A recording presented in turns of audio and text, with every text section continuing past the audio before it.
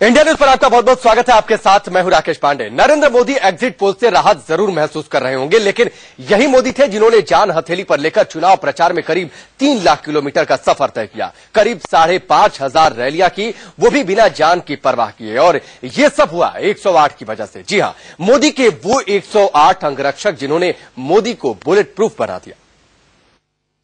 जान हथेली पर लेकर मैदान में उतरे मोदी ने की ताबड़तोड़ अंगरक्षक जिन्होंने मोदी को बुलेट प्रूफ बना दिया। जान हथेली पर लेकर मैदान में उतरे मोदी ने की ताबड़तोड़ रैलियां। 108 ने मोदी को बुलेट प्रूफ बना दिया। बुलेट प्रूफ मोदी ने किया 3 लाख किलोमीटर का सफर।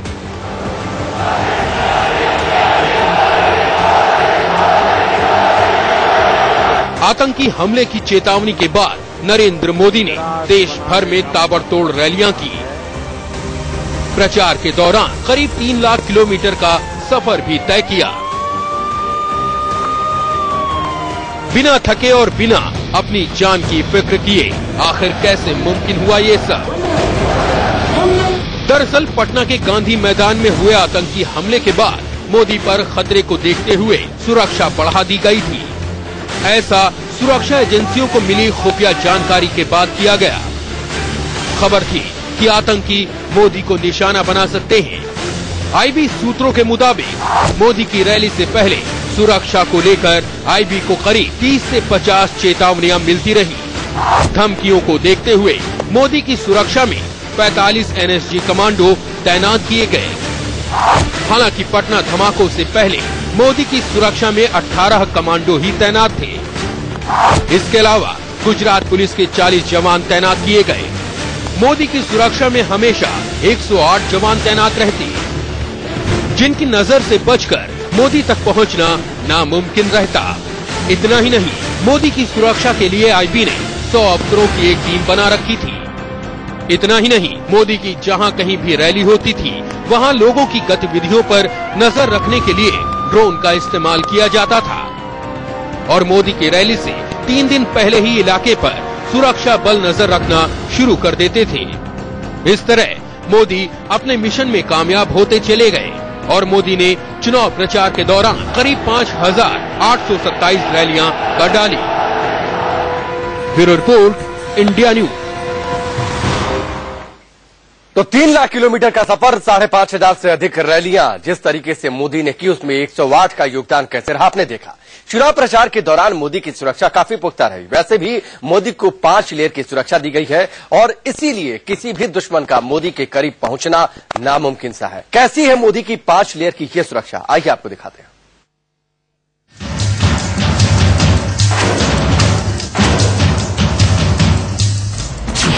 फॉरेंसिक जांच से गुजरती है मोदी की कुर्सी।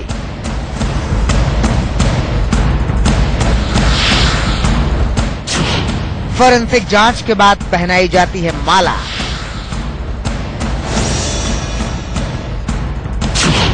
भाषण से पहले माइक की भी होती है पड़ताल। मोदी कहता है अन्याय रोको, वो कहते हैं मोदी रोको। ओबामा जैसा सख्त मोदी का सुरक्षा जाल।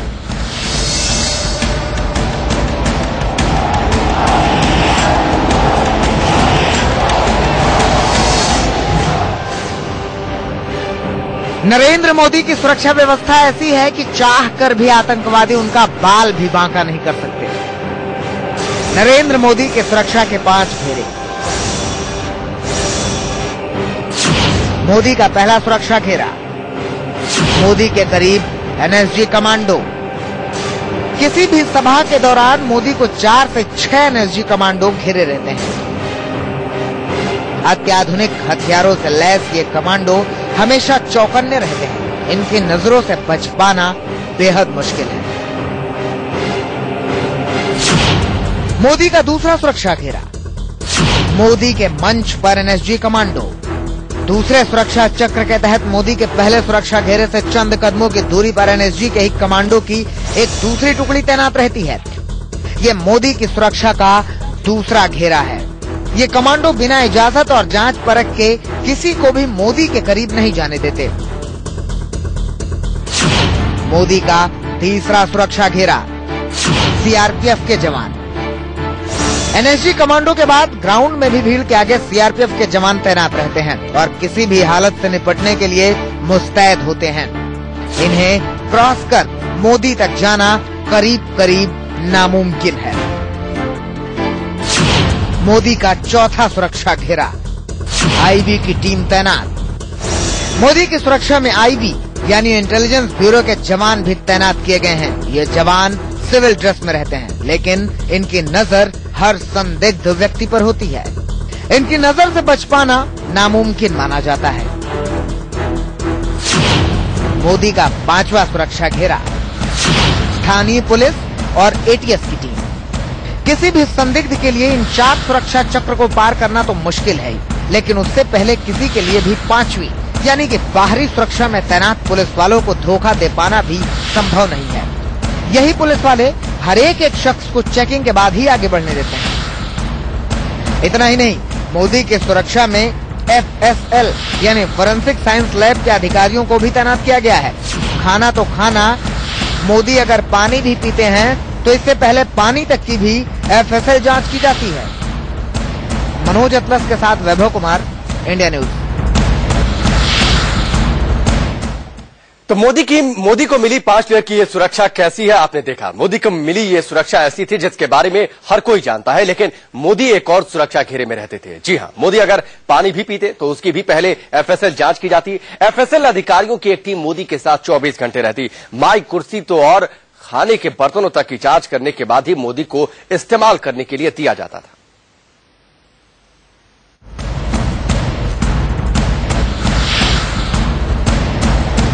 सुरक्षा एजेंसियों को इस बात की भी आशंका रही कि गर्मी के इस मौसम में दुश्मन मोदी को पानी के जरिए नुकसान पहुंचा सकते हैं। इसलिए मोदी की सुरक्षा में FSL यानी फोरेंसिक साइंस लैब के अधिकारियों को तैनात किया गया। मोदी अगर पानी भी पीते तो इससे पहले पानी की FSL जांच की जाती। अधिकारी इस बात की जांच करते कि पानी में किसी तरह के हानिकारक पदार्थ तो नहीं मिले हैं, कहीं कोई धीमा या तेज जहर तो पानी में मौजूद नहीं है। FSL अधिकारी से हरी झंडी मिलने के बाद ही मोदी पानी पीते थे। FSL की एक टीम हर वक्त मोदी के साथ रहती। यही टीम इस बात का भी ख्याल रखती कि मोदी को जो खाना दिया जा रहा है उसमें कोई गड़बड़ तो नहीं है। जी हां, सूत्रों का दावा है कि मोदी जब खाना खाते तो पहले FSL की टीम खाने की जांच करती। इतना ही नहीं, जिन बर्तनों में मोदी को खाना दिया जाता उनकी भी पहले ही FSL जांच कर ली जाती। मुल्क के किसी भी हिस्से में मोदी की चुनावी सभा क्यों न हो, मोदी के ये अंगरक्षक हर जगह पहले पहुंचकर सुरक्षा का जायजा लेते और मोदी की हिफाजत के लिए सुरक्षा का चक्रव्यूह तैयार कर डालते। मोदी को जिस मंच पर खड़े होकर भाषण देना होता था उसमें सबसे अहम होता वो माइक जिस पर मोदी को भाषण देना होता था। ताजा दौर में आतंकी हर बार नई तकनीक का इस्तेमाल कर रहे हैं, इसीलिए जिस माइक पर मोदी भाषण देते उस माइक की भी बाकायदा फोरेंसिक जांच की जाती थी। इस जांच का मकसद ये जानना होता था इस माइक पर एंथ्रेक्स जैसा कोई जानलेवा केमिकल तो नहीं लगाया। इतना ही नहीं, माइक को चालू करके ये तक भी देखा जाता है कि कहीं माइक में करंट तो नहीं आ रहा।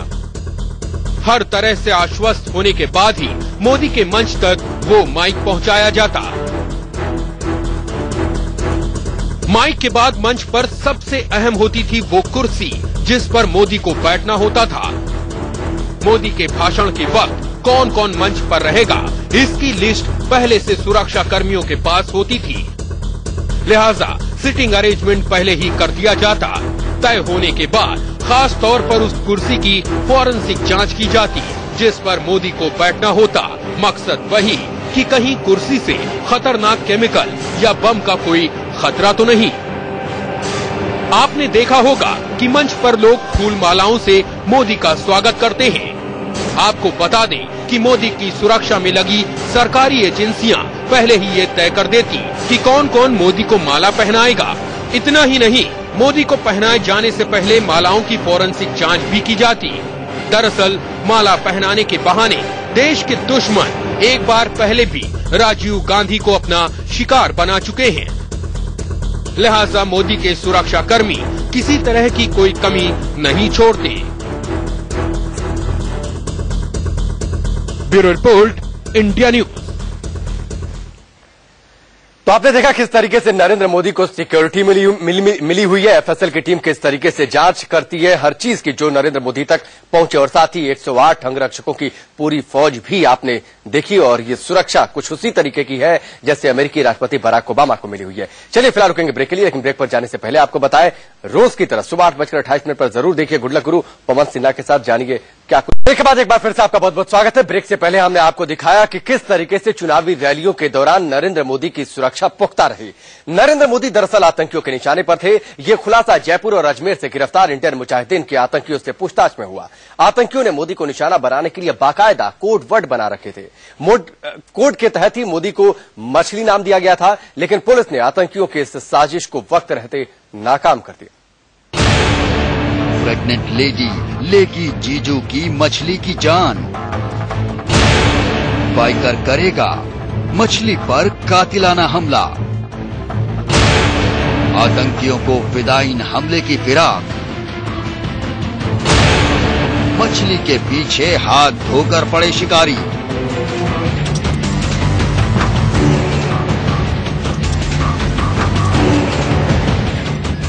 मोदी की सुरक्षा बेहद पुख्ता कर दी गई है।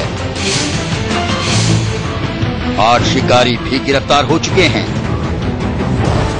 लेकिन खतरा जस का तस बना हुआ है, क्योंकि सूत्रों के मुताबिक आतंकियों के कई मॉड्यूल मिशन मछली पर काम कर रहे हैं।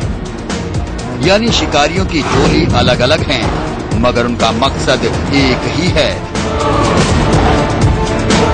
मोदी कहता है अन्याय रोको, वो कहते हैं मोदी रोको। और तैयारी बेहद पुख्ता। इसका खुलासा हुआ जोधपुर से गिरफ्तार आतंकी साकिब अंसारी से हुई बरामदगी से।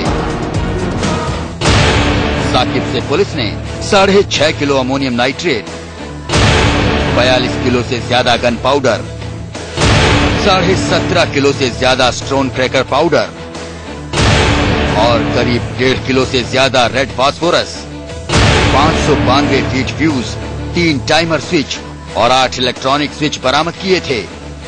गोरखपुर से गिरफ्तार आतंकियों के पास से भी विस्फोटक मिले हैं।